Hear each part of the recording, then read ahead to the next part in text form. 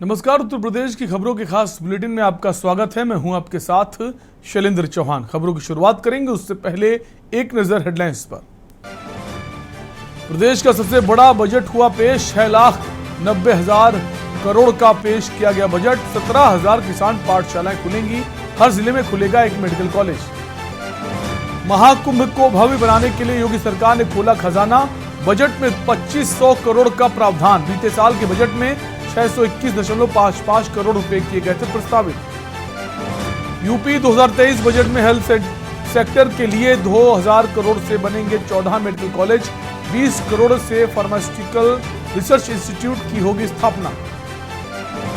Budget पर अखिलेश बोले, सरकार को सिर्फ लगाना आता है मेला, तो मायावती के लिए बजट ऊंट के मुंह में जीरा। वहीं शिवपाल का तंज, कहा आंकड़ों की बाजीगरी को सलाम। अयोध्या में सीएम के बनने वाले मंदिर पर पहली बार बोले अखिलेश यादव, कहा आप सरकार में हैं, मंदिर क्या 5 स्टार होटल बना दें।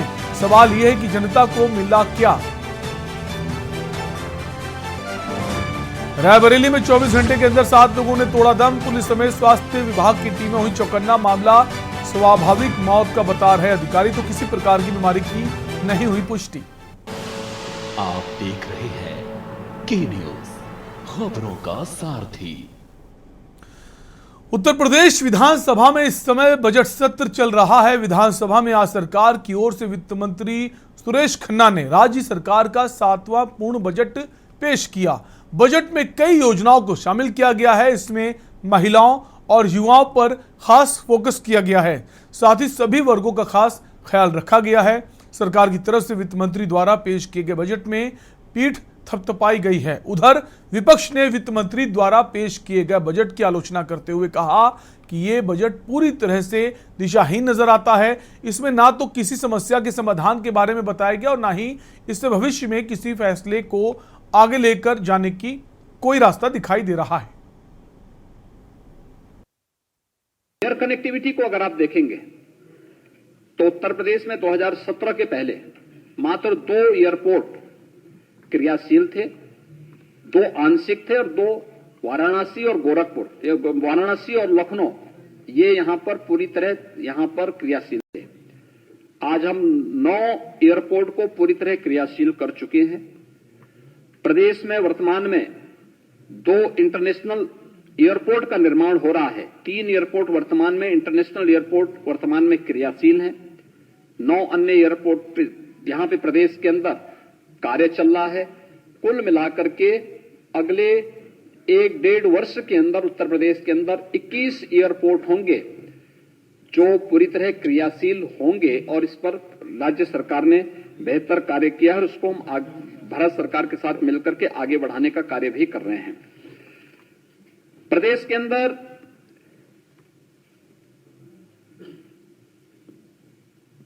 आगरा और वाराणसी में साइंस सिटी और नक्षत्रशाला की स्थापना के लिए भी इस बजट में इसका प्रस्ताव यहां पे प्रस्ताव किया गया है। और प्रदेश के अंदर परिवहन निगम का बेड़ा, आप हम सब जानते हैं कि कोरोना कालखंड में जब लॉकडाउन लगा था, बड़े पैमाने पर प्रदेश के कामगार और श्रमिक अपने राज्य के लिए आने के लिए मजबूर हुए थे। उस समय परिवहन निगम की बसेज के माध्यम से ही हमें उनको सुरक्षित स्थानों पर पहुंचाने में हमें मदद मिली थी। आज मुझे बताते हुए प्रसन्नता है कि आगामी कुंभ को ध्यान में रख करके हम लोगों ने 22-23 में 200 करोड़ रुपए नई बसेज के क्रय के लिए व्यवस्था परिवहन निगम के लिए की थी। 23-24 में परिवहन निगम की 1000 नई बसेज के लिए भी बजट में 400 करोड़ रुपए का प्रावधान किया गया है। परिवहन निगम के बस स्टैंड के लिए 100 करोड़ रुपए की अतिरिक्त व्यवस्था की गई है। और प्रदेश ने जो अपनी EV policy, electric vehicle policy प्रदेश के अंदर लागू की है, उसके लिए भी 100 करोड़ रुपए का प्रावधान हम लोगों ने बजट में किया है। प्रदेश के अंदर अन्य इंफ्रास्ट्रक्चर के लिए, सड़कों के निर्माण के लिए, इंटर स्टेट कनेक्टिविटी के लिए, डिस्ट्रिक्ट मुख्यालयों को ब्रिजेज के निर्माण के लिए, सड़क और सेतुओं के निर्माण के लिए 21,000 करोड़ रुपए से अधिक का प्रावधान किया गया है। मुख्यमंत्री जी तो हो सके जवाब दें न दें, जाने न जाने वो अलग बात है। सबसे पहला मेडिकल कॉलेज जो आज के प्रदेश राष्ट्रीय अध्यक्ष हैं भारतीय जनता पार्टी के, नड्डा जी, उनके साथ मैंने मिलकर के पहला शाहजहांपुर में मेडिकल कॉलेज खुलवाया था। केवल ये बता दें कि उस मेडिकल कॉलेज की फैकल्टी पूरी है कि नहीं है। जब मेडिकल कॉलेज की फैकल्टीज़ पूरी नहीं होंगी, जो टेक्निकल स्टाफ है वो पूरा नहीं होगा, जो मशीनें चलाने के लिए स्टाफ नहीं पूरा होगा, तो मेडिकल कॉलेज केवल बिल्डिंग बनाने से मेडिकल कॉलेज नहीं चलेगा। और देखिए आप इनकी चतुराई या चमत्कारी, जब सरकार नहीं चला पा रही है मेडिकल कॉलेजेस, तो कह रही है हम पीपीपी पे मेडिकल कॉलेज चलाएंगे। अगर पीपीपी पे मेडिकल कॉलेज आएंगे तो इनकी नीयत साफ हो गई है, ये गरीब को इलाज नहीं देना चाहते हैं। और गरीब को अगर इलाज देना चाहते होते तो आपके लोहिया में अस्पताल में जो नेताजी ने कभी 1 रुपए का पर्चा किया था सरकारी, ये कीमत नहीं बढ़ाते। इन्होंने कीमत बढ़ा करके इशारा कर दिया है कि सरकारी अस्पताल में गरीब का इलाज नहीं हो सकता। एक महिला और न जाने कितनी खबरें हर दिन अखबार में छपती हैं, कोई दिन ऐसा नहीं जिस दिन अखबार में तस्वीर या खबर न छपती हो कि इस व्यक्ति को इलाज नहीं मिल पाया। और लखनऊ जैसी राजधानी में न जाने कितनी ऐसे लोग हैं जिनको समय पे इलाज नहीं मिल पाता है, उनकी जान चली जाती है। क्या दिया आपने मेडिकल कॉलेजेस के लिए? पीपीपी के रास्ते पे जा रहे हैं। ये जो समाजवादियों की सरकार में बनाए हुए मेडिकल कॉलेज थे, उन्हीं को आगे बढ़ा रहे हैं, सपना दिखा रहे हैं स्पोर्ट्स दिखाने के लिए कि शेरवानी पहन कर हमें भी बजट मिल जाए। तो शेरवानी तो और देखिए मुख्यमंत्री जी को गोबर पसंद है, इत्र नहीं पसंद है। पिछले बजट में आपने देखा होगा तो इत्र का इतना बड़ा वो मार दिया सरकार। और उधर हज कमेटी के अध्यक्ष एमएलसी मोहसिन रजा का क्या कुछ कहना है, आपको वो भी सुना देते। इतिहास ही लिखा है भारतीय जनता पार्टी की सरकार जब से 2017 से और अभी तक दूसरी योगी 2 में भी लगातार हमने बजट जो पेश किया है वो उत्तर प्रदेश की 25 करोड़ जनता के चौमुखी विकास का बजट है। और ये मील का पत्थर साबित होगा। गांव गरीब, किसान, महिला सम्मान, चाहे नौजवान, रोजगार, हर क्षेत्र में स्वास्थ्य सेवा हो, चाहे खेल का विभाग हो, हर क्षेत्र को इसमें, हर वर्ग को इसमें कहीं न कहीं बहुत बड़ा लाभ दिख रहा है, क्योंकि इस तरह से सारी चीजों पर ध्यान रखते हुए इस बजट को पेश किया गया। सर, शेरवानी पहन के आ गए आज समाजवादी पार्टी के तमाम विधायक और खुद अखिलेश।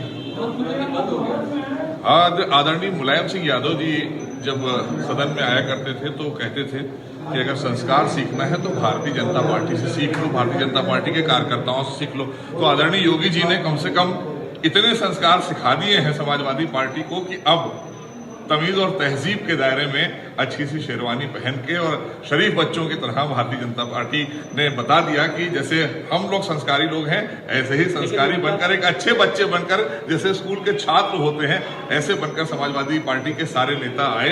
अच्छा लग रहा है ना, क्योंकि वो छवि से बाहर निकालने का भी प्रयास अगर कर रही है तो भारतीय जनता पार्टी कर रही है, वरना उनकी छवि तो वही है। सर, आजम खान भी आते थे पहन के, कहीं ना कहीं आज वो नहीं है, अब तो ये लोग सब पहन के सामने देखिए। मैंने कहा ना कि मौलाना अबुल कलाम आजाद साहब जो देश के पहले शिक्षा मंत्री थे, आज उनकी जयंती है। खबर अलीगढ़ से है, जहां हिंदूवादी संगठनों ने प्रदर्शनी में शामिल होटल संचालकों पर आस्था से खिलवाड़ का आरोप लगाते हुए प्रधानमंत्री और मुख्यमंत्री को उचित कार्रवाई के लिए पत्र लिखा है। कृषि एवं उद्योग प्रदर्शनी में लगी होटल संचालक बोरवेल में हड्डियां और खून डालकर हिंदुओं की आस्था से खिलवाड़ कर रहे हैं। विहिप के नेता और पर्यावरणविद मुकेश राजपूत ने कहा कि इस पर कठोर कार्रवाई होनी चाहिए, क्योंकि इससे क्षेत्र के घरों में जाने वाला पानी भी दूषित होगा, जिससे बीमारियों की आशंका बढ़ेगी। हिंदूवादी नेता केशव देव पंडित ने कहा कि ये धार्मिक भावनाओं को आहत करने वाली और पर्यावरण को नुकसान पहुंचाने वाली दुखद खबर है।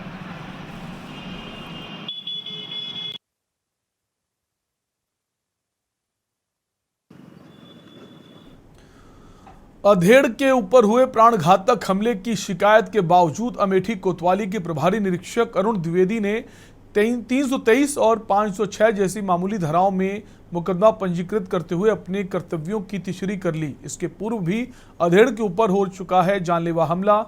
पुरानी रंजिश के चलते 3 लोगों ने मिलकर लोहे की रॉड से पीट कर लहूलुहान कर दिया था। प्रतिदिन सुबह से लेकर शाम तक पीड़ित को कोतवाली में बैठाया जाता है, फिर भी कोई ठोस कार्रवाई नहीं की जाती।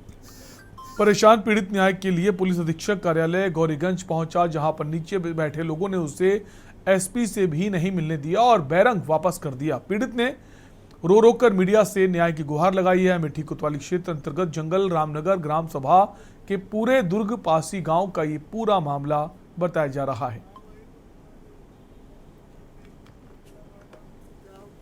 एक सवेरे बैठे पता नहीं क्या काम नहीं, इधर से बोले काम मामला क्या हुआ?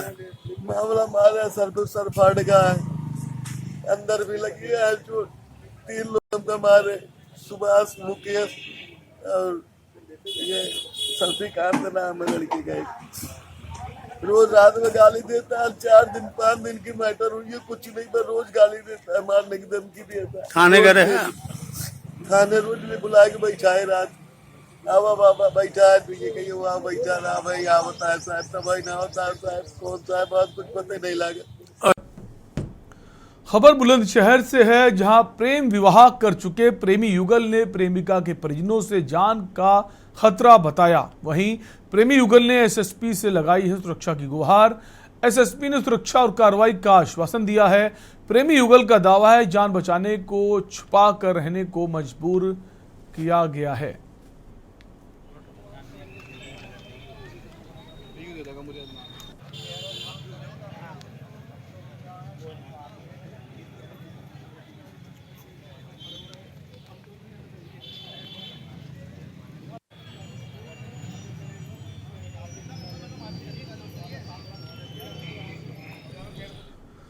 खबर बुलंदशहर से है, जहां 1000 रुपए के लेन देन को लेकर वृद्ध महिला की पीट कर हत्या कर दी गई। वहीं पिता और पुत्र पर हत्या का आरोप लगा है। विवाद में आरोपी पक्ष ने बेटे को तमंचे की बट मारकर घायल कर पीटना शुरू कर दिया। पुत्र को बचाने आई 70 वर्षीय मां की आरोपी पिता पुत्र ने पीट कर हत्या कर दी। सूचना मिलने पर पुलिस मौके पर पहुंची और शव को पोस्टमार्टम के लिए भेज दिया है।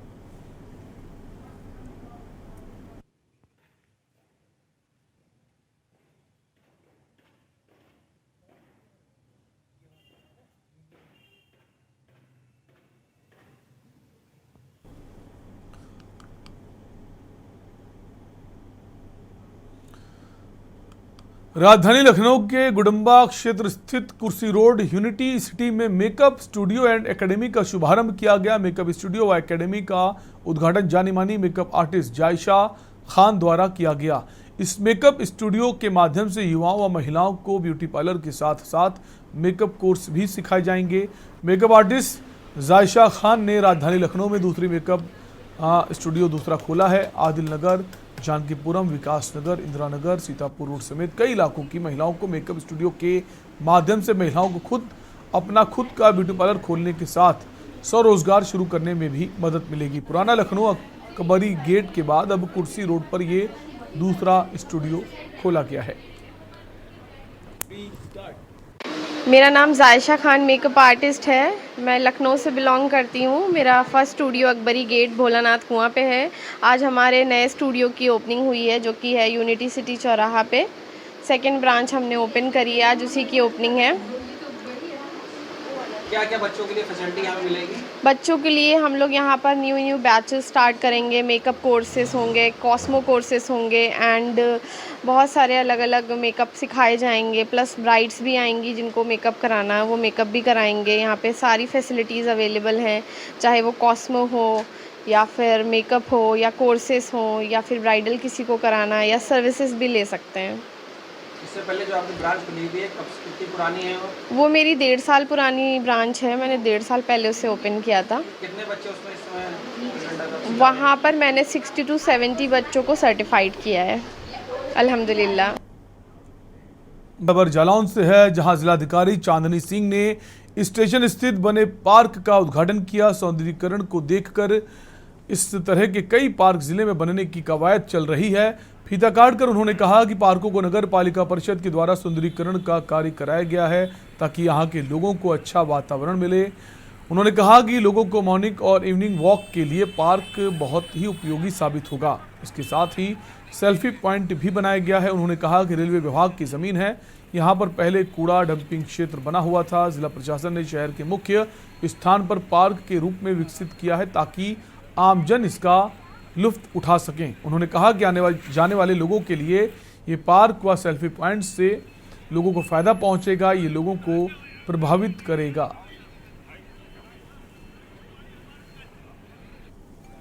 जिले में विकास को लेकर कई तरीके से प्रयास किए जा रहे हैं और उसी को लेकर आज डीएम जालौन ने जिस तरीके से प्रयास किया है कि एक रेलवे की ज़मीन पर उन्होंने बहुत बड़ा पार्क बनाया है जिसका आज उद्घाटन किया गया। इसी तरीके से कई ऐसे पार्क जिले में बनाए जाएंगे जिसको लेकर कार्य शुरू हो गया है। और डीएम का कहना ये है कि किस तरीके से लोगों को सुंदर शाम को टहलने घूमने के लिए जगह चाहिए तो उन जगहों को चिन्हित किया जाएगा और उसके बाद वहाँ पर एक पार्क बनाया जाएगा जो बुंदेलखंड हमाओं करके एक पार्क का उद्घाटन हुआ है। और इसी पार्क को लेकर आज डीएम जालौन ने उद्घाटन किया है और उसको लेकर उन्होंने कहा है कि जिस तरीके से यहाँ पर पार्क को रख रखाव और सुंदर बनाने की जो कवायद शुरू की गई है, इस विकास की लहर में कुछ न कुछ और नया होता रहेगा। इसको लेकर आज जिला अधिकारी ने कहा कि जिस तरीके से विकास को लेकर कार्य किया जा रहा है और जिस तरीके से सुंदर जगहों को लोगों को घूमने के लिए जगह बनाई जा रही है और ये इस तरीके के कार्य हमेशा होते रहेंगे ताकि लोग इसको घूमकर अच्छा महसूस करें। अपना पर्सन मनीष पांडे के साथ माजिद रहमान के लिए जालौन। पूरे शहर के सौंदर्यीकरण के लिए अभियान चल रहा था, उसी के अंतर्गत ये प्रयास था। ये रेलवे विभाग की ज़मीन है और यहाँ पे अक्सर ये देखा जा रहा था कि कूड़ा डंपिंग का ये साइट बन चुकी थी क्योंकि ये रेजिडेंशियल एरिया के बगल में है और पूरे शहर का भी एक प्रमुख क्षेत्र है, रेलवे स्टेशन के बगल में है। तो सारे जो भी आगंतुक हो रहे थे उनको भी दिख रहा था और शहर की छवि खराब हो रही थी। तो इसीलिए जिला प्रशासन ने ये सोचा कि इसको परिवर्तित करने की बहुत आवश्यकता है। तो इसका सौंदर्यीकरण किया गया, यहाँ सेल्फी पॉइंट स्थापित किया गया है इस आशय से कि आने जाने वाले सभी लोगों को बहुत अच्छा लगे यहाँ से गुजरने। फतेहपुर जिले के खागा कोतवाली क्षेत्र के कटोघन गांव में रिश्तों को कलंकित करने वाला एक मामला सामने आया है। यहां एक शराबी युवक ने अपने बुजुर्ग पिता को जायदाद के खातिर मौत के घाट उतार दिया। घटना से पूरे इलाके में सनसनी फैल गई है। सूचना पर स्थानीय पुलिस के साथ आला अधिकारी भी मौके पर पहुंचे, जांच पड़ताल की। वहीं आरोपी को हिरासत में लेकर मामले की पूछताछ चल रही है। पुलिस ने शव को कब्जे में लेकर पोस्टमार्टम के लिए भेज दिया है।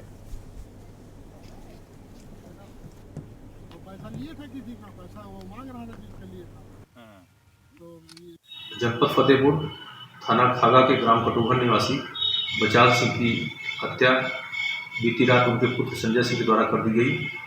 संजय सिंह जुआरी व शराबी किस्म का व्यक्ति है और अपने पिता से जमीन बिछवाना चाह रहा था। इसी कारण वो अपने पिता से चिढ़ा हुआ था। घटना के संबंध में मृतक के दूसरे पुत्र जाली सिंह के द्वारा थाना खागा पर प्रथम सूचना रिपोर्ट दर्ज कराई गई है। अभियुक्त संजय सिंह को हिरासत में ले लिया गया है। खबर अंबेडकर नगर से है, जहां पार्टी के एक कार्यक्रम में शामिल होने जनता दल यूनाइटेड के राष्ट्रीय महासचिव एवं पूर्व सांसद धनंजय सिंह आए थे। धनंजय ने कहा कि देश में लोकसभा का चुनाव दो ध्रुवीय होना चाहिए, जिसमें एक तरफ एनडीए हो और दूसरी तरफ यूपीए हो। उन्होंने कहा कि पार्टी इसी पर काम कर रही है। चुनाव से पहले सभी विपक्षी दल एक मंच पर आ जाएं। अगर कांग्रेस को अगुवाई करनी है तो उसको पहल कर सबको एक साथ लाना होगा। उपेंद्र कुशवाहा के पार्टी के छोड़ने के सवाल पर उन्होंने कहा कि वो पहले भी पार्टी छोड़ चुके हैं, उनके पार्टी छोड़ने से कोई फर्क नहीं पड़ेगा। रामचरितमानस पर हुए विवाद पर कहा कि रामचरितमानस पर उनकी पार्टी का स्टैंड क्लियर है। हम लोग सभी धर्म का सम्मान करते हैं। भगवान राम हम सबके पूजनीय हैं, वो हिंदुस्तान की पहचान है। उनके हक की बात जब की जाती है तो तरह की बातों को घुमाने का काम किया जाता है। जब देश के नौजवानों के लिए बात की जाती है तो ये तरह तरह की बात को घुमाने का काम होता है। तो मेरी पार्टी का स्टैंड बहुत क्लियर है। मेरी पार्टी का आस्था पे किसी की आस्था के साथ कोई वो नहीं है। भगवान राम पूज्य हैं। हिंदुस्तान की पहचान भगवान राम है, तो उस पर कोई सवाल ही नहीं खड़ा हो सकता। किसी के व्यक्तिगत विचार हो सकते हैं, उसकी आलोचना भी हो रही है, वो सारी चीज़ें हैं, लेकिन हम लोग इस विचार से कतई सहमत नहीं, ना मेरी पार्टी से।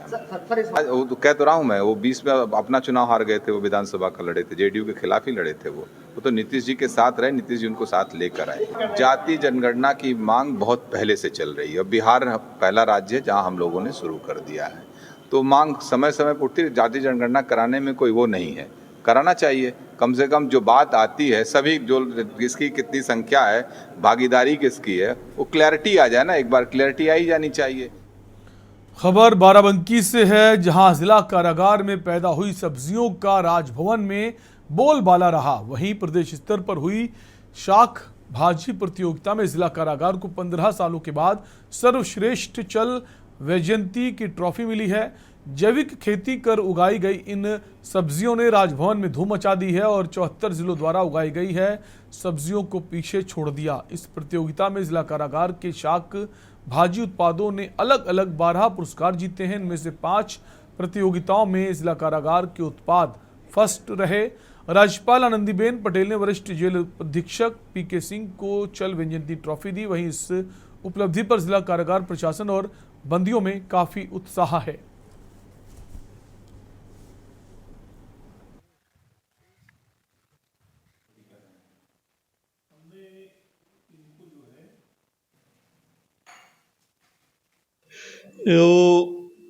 सस्पेंस रहेगा, कुछ नया विचार आएगा, नए काम करेंगे तो आपके सामने आएगा ही। सर, बाराबंकी जेल 13 ट्रॉफी पाकर किस तरह का अनुभव? बड़े ही हर्ष का वातावरण है पूरे कारागार में।